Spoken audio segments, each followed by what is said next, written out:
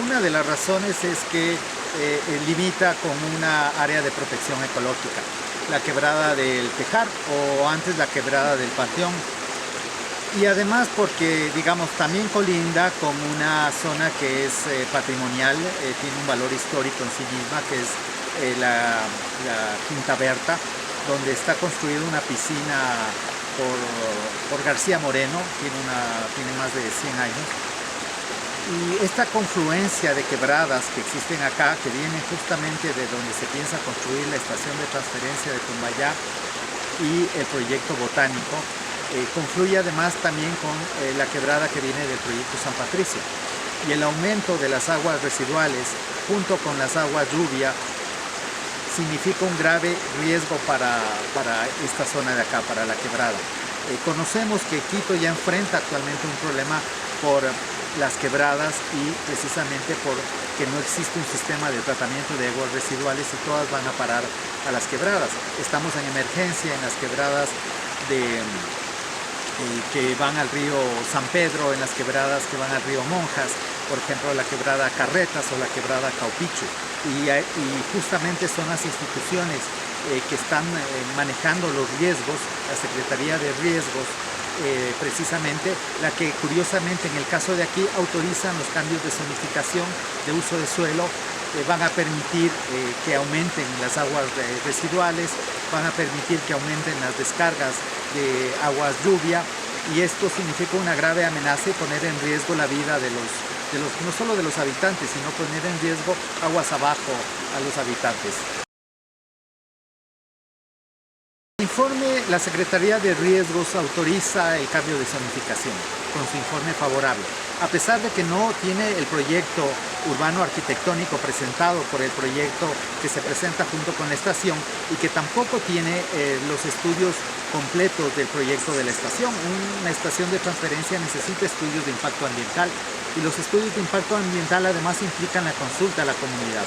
Nada de eso ha existido.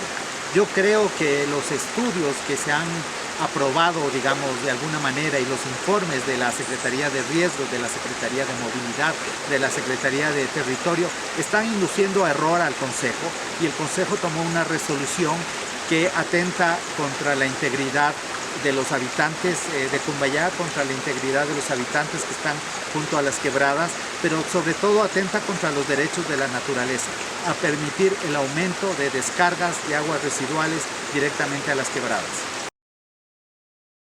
Lo curioso es que acabamos de ver un informe que se hace para un predio que colinda y que es parte de la misma quebrada del Panteón o la quebrada del Tejar, y que es sobre las piscinas históricas que existen ahí.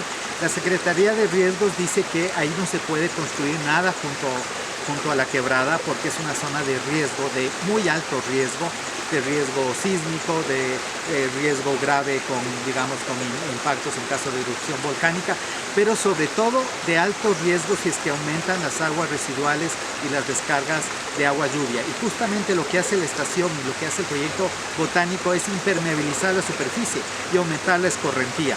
Por eso es contrario este informe que lo presentan en el mismo año, 2021, para la piscina de la Quinta Berta, que colinda con el informe que presentaron, digamos, en el terreno del proyecto botánico y de la estación de transferencia.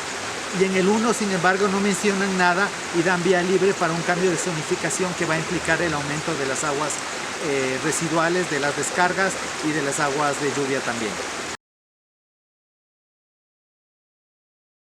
Otra cosa que nos llama bastante la atención es que en los estudios presentados por la Secretaría de Riesgos no aparece ni mencionan una vía que existe, que colinda con la piscina, con la Quinta Berta, y que atraviesa el predio donde se construirá la estación y el predio donde se construirán los proyectos inmobiliarios, que es la vía Juan Montalvo. Pero sin embargo, en este informe de la Secretaría de Riesgos presentado para la Quinta Berta y las piscinas, sí aparece la vía Juan Montalvo. Y uno se pregunta, ¿qué pasó con esta vía? ¿Cómo es que puede desaparecer una vía pública y de repente no aparecer en unos proyectos, no aparecer en unos informes y sí aparecer en otros? Son muchas cosas irregulares que se han dado en este proceso de aprobación del cambio de zonificación y de aprobación de la estación. Otro de los elementos son los conflictos de intereses. se aprueba el estudio de movilidad que es contratado por los mismos promotores inmobiliarios. No hay un estudio independiente, no hay un estudio hecho por la propia Secretaría de manera independiente y sobre todo que velen por los intereses de la ciudad. Cuando se proyectó la estación de transferencia, que fue hace más de una década, eran otras las condiciones. Yo creo que la estación, por supuesto que debe hacerse, pero no en este lugar. Creemos que hay otros lugares más convenientes para hacer la estación, no al lado de una quebrada cuando son patrimoniales, cuando están protegidos por ordenanzas, por resoluciones municipales, y se debe tomar en cuenta todo esto. Lo que nos puede a nosotros indicar que están cometiendo un grave error es lo que ya sucede con la declaratoria de emergencias de la quebrada Carretas y del río Monjas. Justamente por el aumento de las descargas de aguas residuales y de las descargas de aguas lluvias, por la impermeabilización, por los proyectos de urbanización, es que se ha presentado un riesgo inminente con el derrumbe de casas, con problemas digamos de inseguridad para las personas que están junto a las quebradas, y se han formado unos socavones inmensos. Creo que eso debería ser la alerta para evitar que se sigan dando autorizaciones de proyectos inmobiliarios en zonas dependientes junto a las quebradas y que son una amenaza para la ciudad y que además ponen en riesgo a los habitantes.